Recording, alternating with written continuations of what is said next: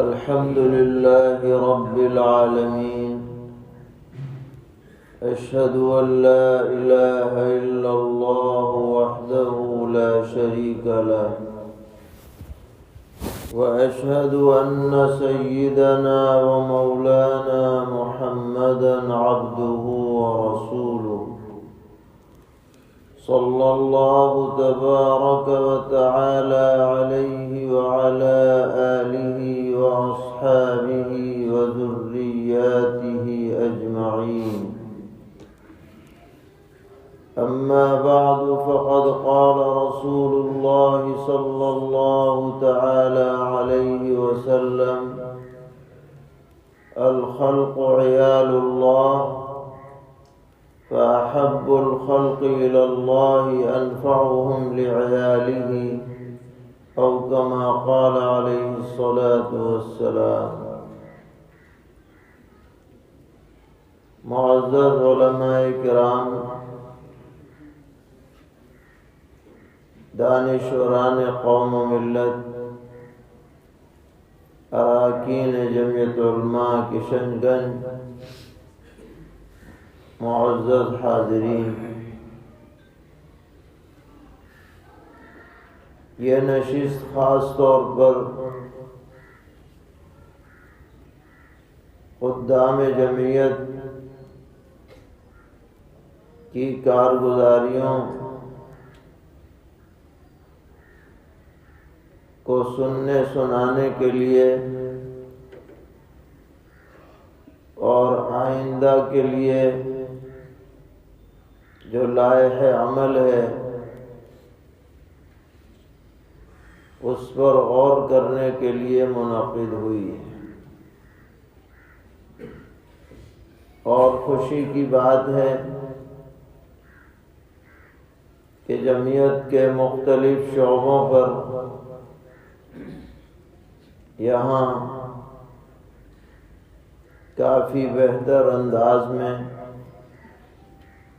کام ہو رہا ہے، اور لوگ اپنی خدمات پیش کر رہے ہیں۔ دینی تعلیمی بورڈ کے تحت منظم مکاتب کا قیام، اصلاح معاشرہ کے پروگرام، جمعیت یوتھ کلب کی سرگرمیاں، یہ سب آپ کے سامنے آئی ہیں۔ ہماری دعا ہے کہ اللہ تعالی سبھی حضرات کی خدمات کو قبول فرمائیں اور استقامت نصیب فرمائیں۔ بہت سے لوگ یہ سمجھتے ہیں کہ جمعیت علماء ہند کی جو سرگرمیاں ہیں ان کا دین سے کوئی تعلق نہیں ہے، یہ سب دنیا داری کی باتیں ہیں، بلکہ بہت سے لوگ تو ان ساری محنتوں کو سیاست سے جوڑ دیتے ہیں، حالانکہ ملت کے اندر اجتماعیت کا نظام قائم کرنا اور اجتماعی انداز میں دین اور دنیا کی ترقی کے لیے کام کرنا، یہ بھی ہمارے دین کا اہم جز ہے۔ ہمارا دین ایسا نہیں ہے کہ صرف عبادات پر مشتمل ہو، بلکہ زندگی گزارنے کے جتنے بھی شعبے ہیں اگر ان کو شرعی حدود میں رہ کر انجام دیا جائے صحیح نیت کے ساتھ تو وہ سب دین کے دائرے میں داخل ہو جاتے ہیں۔ ہمارا دین دین فطرت ہے، وہ زندگی کی سبھی سرگرمیوں کو شامل ہو۔ ہمارے ہاں یہ پسندیدہ نہیں ہے کہ آدمی جنگلوں میں چلا جائے، پہاڑوں میں چلا جائے، شادی بیاہ نہ کرے، سنیاسی بن جائے اور یہ سمجھے کہ میں نے بہت بڑا دین کا کام کر لیا۔ نہیں، بلکہ جو سب کے درمیان رہے، سب کے حقوق ادا کرے، سب کے ساتھ میل جول رکھے، وہ آدمی سب سے بڑا دیندار اور دین پر چلنے والا ہے۔ ایک بزرگ تھے ہمارے علاقے میں، دارالعلوم کے غالباً فاضل بھی تھے وہ، مگر کچھ ان پر جذب کی کیفیت طاری ہو گئی، اور آپ یہ جانتے ہیں کہ جذب میں جو مجذوب ہوتا ہے وہ تو اپنی ذات کے اعتبار سے معذور ہوتا ہے، لیکن وہ دوسروں کے لیے نمونہ نہیں بن سکتا۔ نمونہ وہی بنے گا جو کامل العقل بھی ہو اور شریعت کے سب تقاضوں پر عمل بھی کرتا ہو، وہی نمونہ بنے گا۔ اب ان پر ایک خاص جذب کی کیفیت طاری ہوئی کہ بکریاں لیں اور جنگل میں چلے گئے انہیں چرانے کے لیے، کئی ہفتے پہاڑوں میں ہیں، جنگل میں ہیں۔ کوئی ملنے جا رہا ہے تو دور ہی سے اس کو ڈانٹ پھٹکار ہو رہی ہے، تو وہ مشہور ہی ہو گئے تھے بکریوں والے بزرگ۔ اب لوگ چلے جا رہے ہیں جماعت در جماعت بنا کے کہ بھئی حضرت سے دعا کرائیں گے، حضرت سے دعا کرائیں گے، دور دور سے لوگ آ رہے ہیں، اور سمجھ رہے ہیں کہ بھئی یہ سب سے بڑا بزرگ ہے جو جنگل میں رہ رہا ہے، جو بکریاں چلا رہا ہے۔ تو ایک صاحب نے ہم سے بھی کہا کہ آپ نہیں ملنے گئے ان سے، اتنے بڑے بزرگ ہیں، تو بکریاں چراتے ہیں، جنگل میں رہتے ہیں۔ ہم نے کہا ہاں ہو سکتے ہیں، بالکل اس میں کوئی شک نہیں، اللہ کے نیک بندے ہو سکتے ہیں، مقرب بندے ہو سکتے ہیں۔ لوگ ان کی گالیوں کو بھی اپنے لیے سعادت سمجھ رہے تھے کہ جس کو گالی دے دی بس اس کے کام بن گیا، یہ دماغ میں تھی بات ہے۔ جس کو ڈانٹ دیا بس وہ تو وارے نیارے اس کے ہو گئے۔ ہم نے کہا کہ ٹھیک ہے، لیکن دوسروں کے لیے وہ معیار نہیں بنے گی۔ معیار کون بنے گا؟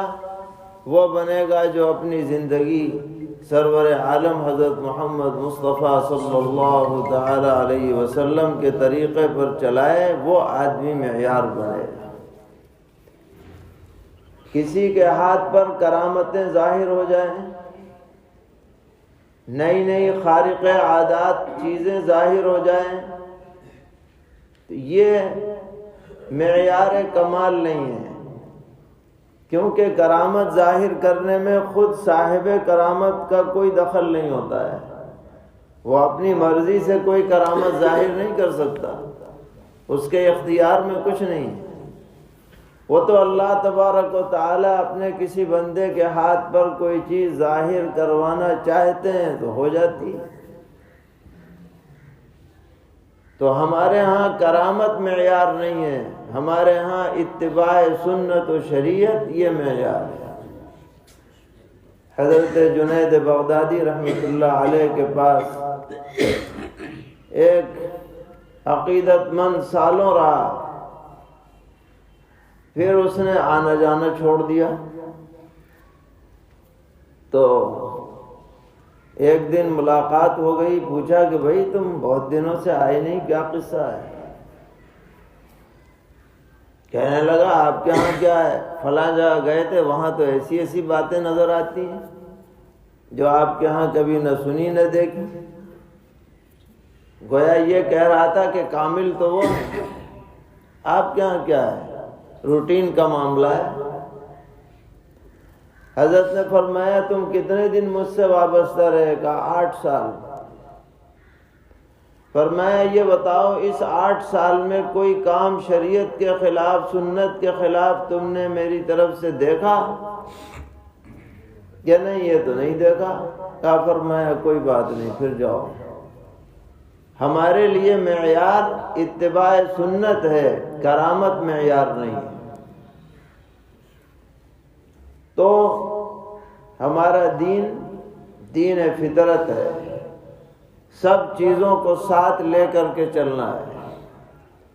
نماز بھی پڑھنی ہے، بیوی بچوں کا بھی حق ادا کرنا ہے، پڑوسیوں کے ساتھ بھی اچھا برتاؤ کرنا ہے، رشتہ داروں کے ساتھ بھی حسن سلوک کرنا ہے۔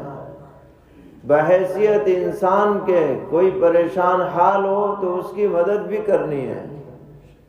یہ سب چیزیں دائرے شریعت، دائرے سنت میں داخل ہیں۔ حقوق ہیں، کچھ حقوق بحیثیت مسلمان ہونے کے ہیں اور کچھ حقوق بحیثیت انسان ہونے کے ہیں۔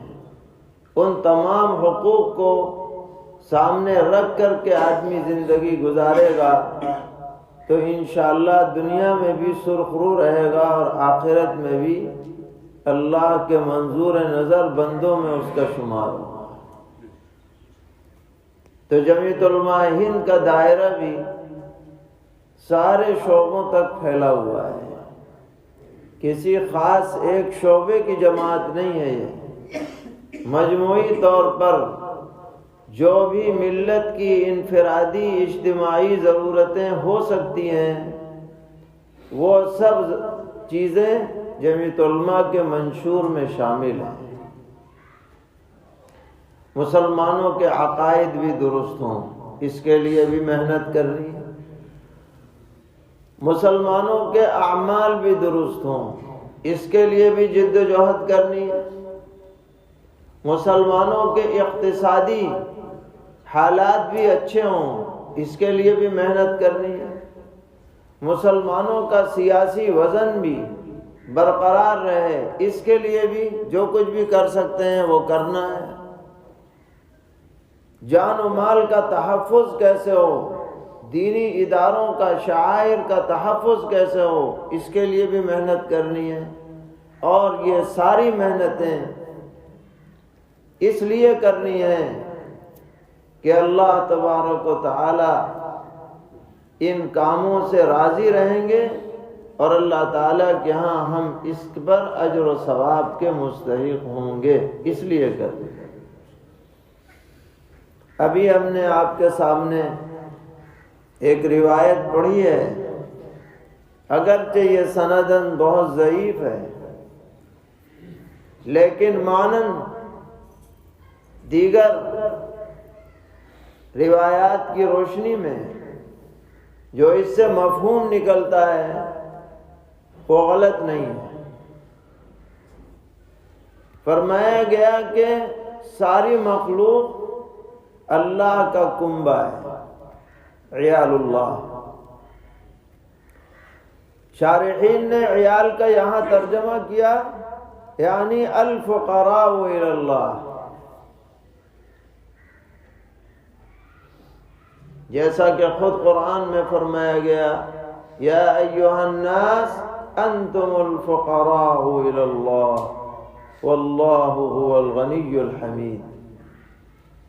اے لوگو تم سب اللہ کے محتاج ہو، اللہ تعالیٰ بے نیاز ہے، ہر طرح کی خوبیوں کا مالک ہے، وہ تمہارا محتاج نہیں، تم اس کے محتاج ہو۔ تو ساری مخلوق اللہ کی محتاج ہے، جیسے کہ چھوٹے چھوٹے بچے اپنے باپ کے محتاج ہوتے ہیں، اس کی طرف نظر اٹھاتے ہیں، ایسے ہی اللہ کی ہر مخلوق اپنے ہر معاملے میں اللہ کی طرف رجوع ہوتی ہے، اللہ کی محتاج ہے۔ الخلق عیال اللہ۔ فرمایا فأحب الخلق إلى اللہ انفعهم لعیالہ۔ اللہ تعالیٰ کو اپنی مخلوق میں سب سے پسندیدہ وہ آدمی لگتا ہے جو اللہ کی مخلوق کو سب سے زیادہ نفع پہنچانے والا ہو۔ جیسے کوئی باپ ہے، اگر اس کے بچوں کو کوئی فائدہ پہنچاتا ہے تو باپ کی نظر میں اس کا درجہ بلند ہو جاتا ہے کہ اس نے میرے بچے کی مدد کی ہے، میرے گھر والوں کی مدد کی ہے، میرے کنبے کی مدد کی ہے، نفع پہنچایا ہے۔ اسی طرح اللہ تبارک و تعالی جب یہ دیکھتے ہیں کہ اس کا کوئی بندہ اللہ کے کسی بندے کی مدد کر رہا ہے، نفع پہنچا رہا ہے، تو وہ اللہ کی نظر میں قابل قدر بندوں میں شامل ہو جاتا ہے۔ انفعهم لعیالہ۔ اب یہ جو نفع رسانی ہے اس کی بہت ساری شکلیں ہیں۔ اگر ہم اپنی محنت کے ذریعے سے اپنے بچوں کی دینی تربیت کر رہے ہیں، یہ ہم سب سے بڑا نفع ہے جو ہم بچوں کو پہنچا رہے ہیں۔ اس سے بڑی کوئی نعمت اور دولت بچوں کے لیے نہیں ہو سکتی۔ اسی مقصد سے دینی تعلیمی بورڈ کا نظام ہے، مکاتب قائم کیے جا رہے ہیں اور منظم مکاتب ہیں تاکہ ان بچوں کا وقت ضائع نہ ہو، ان کو قرآن بھی پڑھنا آ جائے، ضروری عقائد کا بھی علم ہو جائے، ضروری مسائل بھی یہ جان جائیں، ان کا ایمان ایسا مضبوط ہو جائے کہ اب یہ زندگی کے جس شعبے سے بھی وابستہ رہیں ان کا ایمان پختہ اور مضبوط رہے، حالات سے یہ متاثر ہوں۔ یہ نفع رسانی کا بہت اہم موضوع ہے یہ، اور ہم میں سے ہر فرد کی یہ ذمہ داری ہے کہ وہ اس بارے میں فکر مند رہے۔ اسی طرح